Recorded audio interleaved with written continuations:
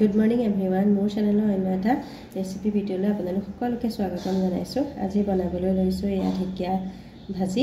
এতিয়া বহাগ মাহত যেহেতু ঢেকীয়া খাই খুবেই ভাল লাগে, ভাবিলো আপোনালোকৰ লগতে কথা পাতি ঢেকীয়া কিডাল বাছি লওঁ। আশা কৰোঁ আপোনালোক সকলো ভালে আছে আৰু সদায় ভালে থাকক। আমাৰো ভালেই বাৰু বৰ্তমান। মানুহজনক ক'লো ঢেকীয়া কেইডালমান আনি দিয়ক, আজি ঢেকীয়া খাম। সেয়া ওচৰতে আমাৰ ৰাস্তাৰ কাষতে তেনেদৰে পায় ঢেকীয়া, সেয়া তাকে তেওঁ ঢেকীয়া আনি দিলে। তাকে মই এয়া বাচিবলৈ লৈছোঁ। আপোনালোকক বাৰু ৰেচিপিটো আগবঢ়াম। কিনো ৰেচিপি দিম সকলোৱে জানেই বাৰু বনাবলৈ, তথাপিও দুপৰীয়ানো আজি কি বনাওঁ তাকে অকণমান ভিডিঅ' কৰি ৰাখিম। সেইখিনিকে আপোনালোকলৈ আগবঢ়াম বুলি ভাবিছোঁ। আপোনালোকে শেষলৈকে ভিডিঅ'টো চাই থাকিব। এয়া মোৰ ঢেকীয়াখিনি বাছি লোৱা হৈ গ'ল। গোটেইখিনি বাছি লোৱা আপোনালোকক দেখাই থকা নাই, যিহেতু বহুত দীঘল হ'ব ভিডিঅ'টো। আৰু এয়া এনেকৈ দীঘলকৈ মই বাচিছোঁ। যিহেতু মাছৰ লগত বাৰু জোল বনোৱা এটা ৰেচিপিও মই ঢেকীয়াই মাছে বনোৱা এটা ৰেচিপিও আপোনালোকক দিম, তেতিয়া কাটি লৈ বনালে ভাল হয়। আৰু এনেদৰে যেতিয়া ভাজোঁ এনেকৈ দীঘলকৈ বনালেহে খাবলৈ ভাল লাগে। সেইবাবে মই এনেকৈ হাতেৰে বাচিছোঁ। তাকে আপোনালোকক দেখুৱালোঁ। এয়া এইখিনি বাছা হৈ গ'ল। আহকচোন এতিয়া ৰেচিপিটোলৈ আগবাঢ়োঁ। এইখিনি ভালদৰে মই ধুই কৰি লওঁ। এয়া বেপাৰীৰ পৰা মাছো লৈছিলে আজি, এনেকুৱা কুঁহি ভাঙোন এনেকুৱা মাছবিলাক শাকে সতি খাই খুব ভাল লাগে নহয়নে। এয়া বাৰীৰে শাক বুটলি আনিলোঁ। বাৰীতে দুই এডাল শাক ওলাই থাকে, সেইকাৰণে ভাল খাবলৈ। মাছ আনিলে এনেদৰে গৈ ছিঙি পেলাই পটককৈ আনি ঘৰতে আছে যিহেতু খাবলৈ ভাল হয়। এয়া শাকে মাছে বিলাহী দি বনাম। আপোনালোকে চাই থাকক ভিডিঅ'টো। এইখিনিও মই কাটি লওঁ, সকলোখিনি যোগাৰ কৰি লৈ বনোৱা আৰম্ভ কৰিম। এইফালে মই বনাবলৈ লৈছোঁ ঢেকীয়া ভাজিখন। ইয়াতে অলপমান মিঠাতেল দি ইয়াতে পাঁচফোৰণ দি ল'লোঁ। এতিয়া ইয়াতে অকণমান পিঁয়াজ দিছোঁ মই। এই পিঁয়াজখিনি ৰঙা হোৱালৈকে ভাজি ল'ম।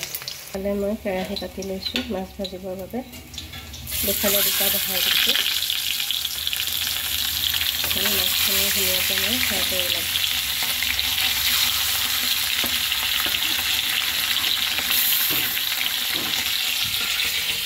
আৰু এইফালে এয়া পিঁয়াজ ৰঙা হ'ল। ইয়াতে মই কাটি ৰখা ঢেকীয়াখিনি দি দিছোঁ। ইয়াতে মই আলু আৰু কেইটামান গুটি দি দিছোঁ। বুট দিলে ভাল লাগে ঢেকীয়া ভাজিত খাবলৈ। বুট তিয়াই থোৱা আছিলে, সেইবাবে ইয়াতে বুট কেইটামানো দি দিছোঁ মই। ইয়াতে মই হালধি দি লৈছোঁ। ইয়াতে নিমখ দিছোঁ। নিমখটো একেবাৰে বহুত বেছি দিব নালাগে, যিহেতু এয়া ভাজিলে একেবাৰে অকণমান হৈ যাব। নিমখটো ফুটা হোৱা বেছি হৈ থাকে ঢেকীয়া ভাজিত, শাকৰ ভাজিবিলাকত, সেইবাবে অকণমান কমাই দি ল'ব লাগে। পিছত লাগিলে আকৌ দিয়াটোৱে ভাল। সেইখিনি ভালদৰে লৰাই লৈ মই এতিয়া ঢাকন এখন মাৰি আছিলোঁ অকণমান সময়লৈকে। এইফালে এয়া মাছখিনি ভাজি আছে। এয়া এটা চাইড হৈ গৈছে, লৰাই দি লওঁ।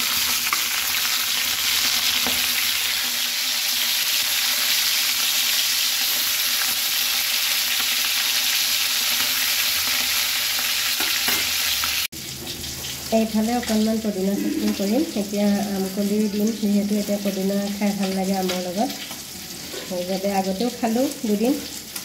আজিও ভাবিছোঁ অকণমান পদিনা পিচি লওঁ। এয়া মাছকেইটা ধুনীয়াকৈ ফ্ৰাই কৰি লোৱা হৈ গ'ল। আৰু এইফালে এয়া ঢেকীয়া ভাজি আছোঁ। অকণমান সময়হে ঢাকন মাৰি দিছিলোঁ, তাৰপিছত এনেদৰে ভাজি আছোঁ। আৰু বেছি ঢাকনখন বেছি সময় মাৰি থ'লে কিবা ভাজিটো পানী থকা নিচিনা হয়, বেয়া লাগে খাবলৈ। এনেকৈ ভাজিলে শুকাই যায়, খাবলৈ ভাল লাগে, এডাল হৈ থাকে। সেইবাবে এতিয়া ঢাকনখন খুলি এনেদৰে অলপ দেৰি ভাজি থাকিম চিমত দি। এইখিনি এতিয়া পদিনাখিনি মই ধুনীয়াকৈ ধুই ল'লোঁ। ধুই লৈ এয়া আম আছিলে, আম আনি পেলাই এয়া বাৰীৰে আম আমাৰ, তাৰ পৰাই আনি পেলাই এয়া পদিনা চাটনি বনাবলৈ লৈছোঁ। এতিয়া আমৰ লগত পদিনা খাবলৈ খুব ভাল লাগে নহয়নে, যিহেতু এতিয়া আমৰ ছিজন। এনেইতো তেতেলীৰ লগতেই সদায় বনোৱা হয়। এতিয়া আমৰ লগতো ভাল লাগে খাবলৈ। এইকেইদিন আমৰ লগত আম থকালৈকে আৰু আমৰ লগত খাবলৈ ভাল হ'ব পদিনা। এইখিনি পিচি ল'ম এতিয়া মিক্সিত। ইয়াতে জলকীয়া আৰু নিমখ দিম, অন্য একো দি দিওঁ। আৰু অকণমান চেনি দিম সোৱাদৰ বাবে ভাল লাগে চেনি দিলে ভাল হয় খাবলৈ বেছি নহয় অকণমান দিম তেলতে মাছ ভজা মোৰ হৈ গ'ল তেলতে পাঁচফোৰণ দি ফুটাই ল'লোঁ লৈ পেলাই ইয়াতে শাকখিনিকে দি দিছোঁ আৰু ইয়াতে কেইটামান বিলাহী দিম আৰু ইয়াত টেঙা নহ'লে পিছত অকণমান নেমু চেপি দিম আমাৰ একেবাৰে এই টেঙা জোলখন গৰমত খাবলৈ বহুত ভাল লাগে নহ'লে আৰু বনাবলৈও খুব সহজ এতিয়া ইয়াতে মই নিমখ হালধি দি ল'লোঁ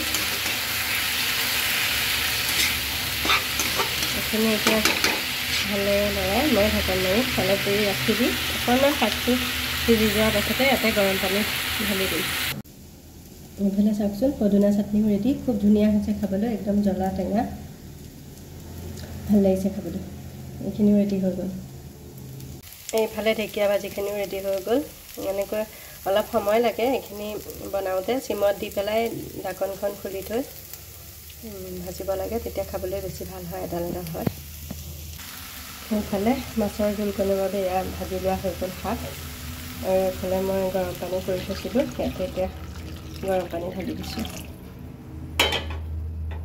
এতিয়া উতলিবলৈ ৰাখি দিম অলপ দেৰি তাৰপাছত ৰেডি হৈ গৈছে ইয়াতে মাছ দি দিলোঁ ধুনীয়াকৈ উতলিলে এতিয়া মই গেছটো অফ কৰি দিলোঁ ইয়াতে অকণমান নেমু চেপি দিছোঁ বিলাহী যিমানেই নিদিওঁ অকণমান নেমু দিলে মানে এতিয়া গৰমত ভাল লাগে গোন্ধটো মাছৰ জোলকণ খাবলৈ ভাল হয় এয়া আমাৰ দুপৰীয়া সাজটো ৰেডি হৈ গ'ল ফালে কাঁহীত ভাত দিলোঁ আৰু পেটু ভাজি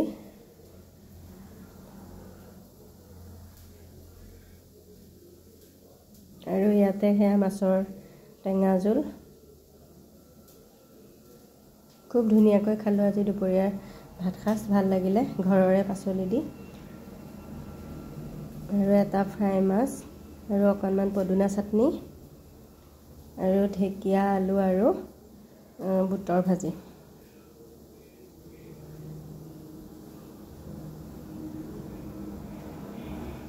আৰু লগতে এটা জলকীয়া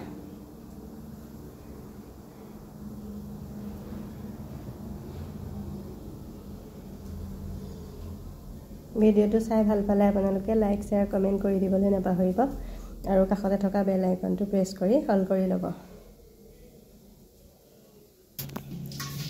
এয়া আপোনালোকক দেখুৱালৈ থালিখন সজাই এনেকৈ আজি দুপৰীয়াৰ সাজ খুব ধুনীয়াকৈ তৃপ্তিৰে খালোঁ আজিলৈ আহিছোঁ বাই বাই পুনৰ এটা নতুন ভিডিঅ'ৰ সৈতে আকৌ লগ পাম বাই বাই